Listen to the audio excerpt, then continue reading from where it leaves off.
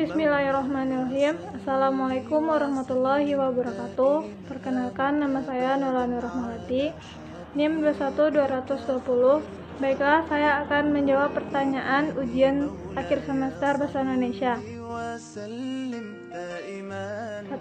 Memahami Al-Quran dengan sunnah Nabi yang sahih. 2. Memahami Al-Quran dengan menggunakan kitab tafsir. 3. Memahami Al-Quran dengan mempelajari lebih dalam bahasa Arab. 1. Tanda baca titik, fungsinya untuk menandai akhir dari sebuah kalimat. 2. Tanda baca kurung, fungsinya untuk menyepik keterangan atau penjelasan yang bukan kalimat utama. 3. Tanda baca koma, berfungsi untuk memisahkan anak kalimat yang mendahului induknya. 4. Tanda baca seru, fungsinya untuk mengungkapkan pernyataan yang bersifat seruan atau perintah. 5. Tanda baca petik, berfungsi untuk menandai ucapan. Pertama, maha lembut, artinya kelembutan yang tidak dapat dirasakan di dunia tetapi di akhirat kelak akan dilihat oleh mereka kemuliaan dan keagungannya. Membuktikan bahwa Allah maha lembut dan menurunkan banyak rezeki. 2. Maha mengetahui, bahwa Allah mengetahui segala sesuatu yang ada di alam semesta. Fungsinya Allah mengetahui segala sesuatu mulai dari hal yang terkecil hingga hal yang terbesar. 3. Maha bijaksana, artinya sangat tepat dalam mengatur dan sangat baik dalam mengukur. Fungsinya untuk membuktikan setiap tindakan harus disertai dengan fasih dan tidak ada keraguan. Tentu saja saya merasa sedih karena saudara yang di sana berjuang untuk mencari kehangatan dan bantuan serta terbebas dari pengepungan yang menyebabkan kemiskinan. Tidak banyak yang bisa saya lakukan selain berdoa untuk keselamatan dan ketabahan mereka. 1. Konflik atau perselisihan. 2. Krisis atau keadaan yang berbahaya. 3. Ala kadar atau seadanya. 4. Logistik atau pengadaan. 5. Camp atau tenda. 6. Dekap atau peluk. 7. Dermawan atau murah hati. 8. Bantuan atau pertolongan. 9. Ekstrim atau paling ujung, bisa juga paling tinggi. 10. Musim atau waktu yang berkaitan dengan iklim.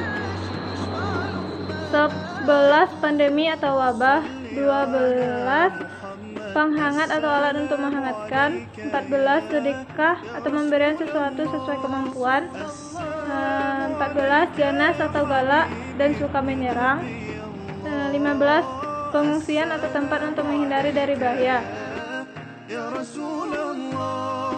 1. Bahasa Indonesia adalah bahasa persatuan. 2. Bahasa Indonesia berasal dari bahasa Melayu.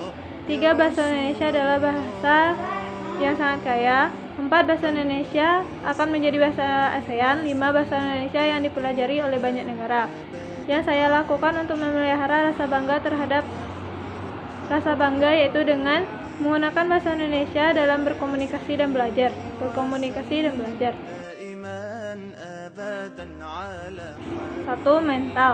Mental harus kuat dan jangan merasa lemah, serta berpikir positif dengan tanggapan sekitar. 2. Mengenali diri. Kenali diri terlebih dahulu, apa kelemahan dan kelebihannya. Kalau ada kelemahan, maka perbaiki sepenuhnya agar siap menempuh dunia kerja.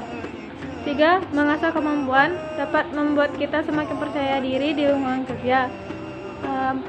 Mengontrol emosi agar kelak tidak ada permasalahan yang terjadi di dunia kerja. Assalamualaikum warahmatullahi wabarakatuh. Alhamdulillahirrabbilalamin. Wassalamu ala asrofil anbiya'i wal mursalin wa ala alihi wa sahbihi rasulillahi ajma'in. Yang pertama, marilah kita ucapkan puji syukur atas kehadiran Allah Subhanahu wa taala, di mana Allah masih memberikan kesehatan kesehatan sampai saat ini. Baiklah, tanpa memanjangkan kata-kata mukadimah, langsung saja saya bacakan judul pidato saya, yaitunya pendidikan moral.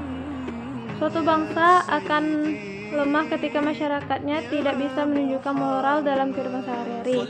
Oleh karena itu, Sangat penting bagi kita untuk menjaga moralitas kita dari pengaruh-pengaruh yang dapat merusak nilai-nilai kearifan. Kehidupan manusia semakin dipermudah, semua fasilitas yang ada semakin memanjakan kita semua. Kemajuan teknologi kian memudahkan kita untuk melakukan berbagai aktivitas. Kita tidak boleh dengan mudahnya terbuai dan kemudian menyalahgunakan kemudahan yang kita dapat. Kita harus memanfaatkannya dengan tujuan yang positif.